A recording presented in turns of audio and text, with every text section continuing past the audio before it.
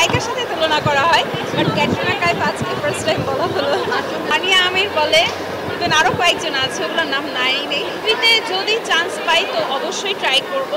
এখন beauty present থেকে আসলাম, ফাইনালিস্টে ছিলাম, ইনশাল্লাহ ট্রাই করবো নেক্সট টাইমে ফাইনালের টপ 1-এ থাকার। এখন দেখা যাক কি হয়। এটা হচ্ছে একটা স্পন্সরের ড্রেস, সো দ্যাটস ওয়াই আমি এটাকে ক্যারি করলাম। অ্যান্ড ওরা চাচ্ছিল আমাকে বারবি লুক দিতে, দ্যাটস ওয়াই এরকম একটা গাউন পরিয়ে দিয়েছে আমাকে।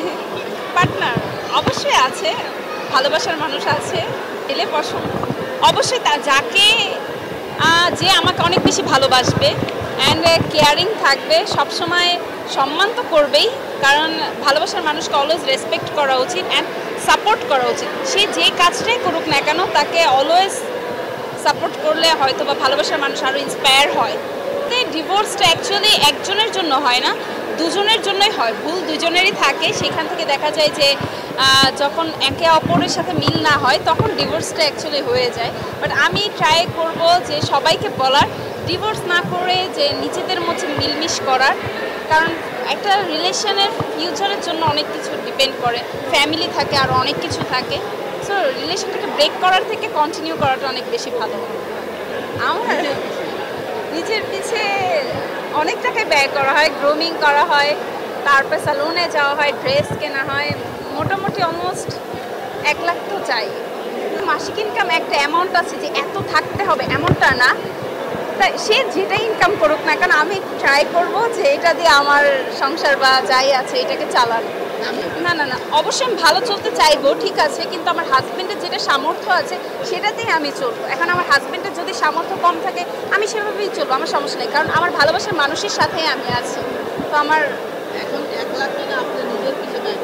এখন আমি ব্যয় করি, কারণ এই টাকাটা আমার, আমি ইনকাম করি তাই আমি ব্যয় করি।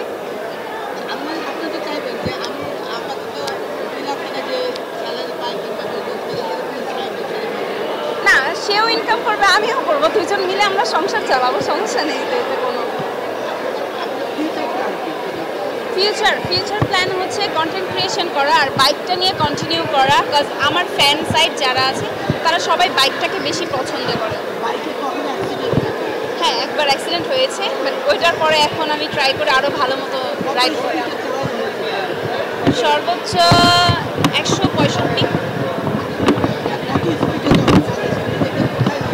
না, নিজেকে ওইভাবে নিয়ে যাওয়ার কিছু নাই, তখন মনে হয়েছে না আমি রাইডার হিসেবে ভালো।